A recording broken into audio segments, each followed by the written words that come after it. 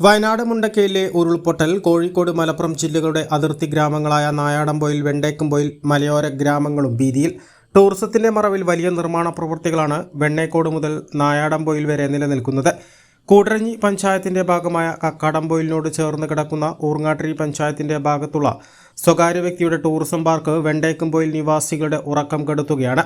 സർക്കാർ നിർദ്ദേശപ്രകാരം വിവിധ വകുപ്പുകളിൽ നിന്നും ലഭിക്കേണ്ട രേഖകളിൽ പലതുമില്ലാതെ പ്രവർത്തിക്കുന്ന ഈ പാർക്കിന്റെ ഭാഗത്ത് മണ്ണിടിച്ചിലുണ്ടായാൽ അത് ജനവാസ മേഖലയായ വെണ്ടേക്കുംപൊയിലിനെ ഇല്ലാതാക്കും. ജിയോളജി, റവന്യൂ, പഞ്ചായത്ത് അധികൃതരുടെ മൗനാനുവാദവും ടൂറിസത്തിന്റെ മറവിലുള്ള അനധികൃത നിർമ്മാണങ്ങൾക്ക് സഹായകമാവുകയാണ്. ചാലിയാർ പഞ്ചായത്തിന്റെ ഭാഗമായ നായാടംപൊയിൽ കുരിശുമലയുടെ താഴ്വാരത്ത് ഉൾപ്പെടെ ഒരു മാനദണ്ഡവും പാലിക്കാതെയാണ് നിർമ്മാണ പ്രവൃത്തികൾ നടക്കുന്നത്.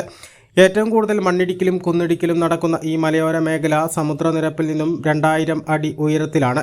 കൂടാതെ 2018-ലും 2019-ലും ഉണ്ടായ പ്രളയങ്ങളിൽ വ്യാപകമായ മണ്ണിടിച്ചിലും ഉരുൾപൊട്ടലുമുണ്ടായ മേഖലകൾ കൂടിയാണിത്. എന്നിട്ടും ഒരു നിയന്ത്രണവുമില്ലാതെയാണ് ടൂറിസത്തിന്റെ മറവിൽ ഈ മലയോര മേഖലയിൽ വ്യാപകമായ മണ്ണിടിക്കൽ തുടരുന്നത്. ജിയോളജി, റവന്യൂ, പഞ്ചായത്ത് ജീവനക്കാരിൽ ചിലരുടെ പിന്തുണയാണ് പരിസ്ഥിതി ലോല മേഖലയിൽ ഭൂമാഫിയ സംഘങ്ങൾ അനധികൃത നിർമ്മാണങ്ങൾ തുടരാൻ കാരണം. നിലമ്പൂർ നായാടംപൊയിൽ മലയോര പാതയിലെ എസ് വളവ് മുതൽ നായാടംപൊയിൽ വരെയുള്ള ഭാഗങ്ങളിലും 3000 വനമേഖലയിൽ 2400 അടി ഉയരത്തിൽ നിൽക്കുന്ന മാണിക്യൻമുടിയുടെ അടിവാരത്തും ഊർങ്ങാട്ടിരി പഞ്ചായത്തിലെ കരിമ്പ് ഭാഗങ്ങളിലും കൂടരഞ്ഞി പഞ്ചായത്തിലെ കക്കാടംപൊയിൽ ഗീവർഗീസ് നഗറിനും ഉൾപ്പെടെയുള്ള ഭാഗങ്ങളിലാണ് പരിസ്ഥിതി ലോല മേഖലകൾ ഇടിച്ചു നിരത്തുന്നത്.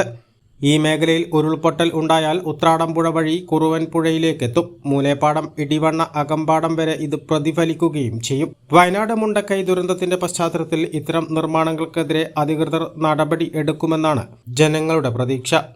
A plus vision, Nilambur.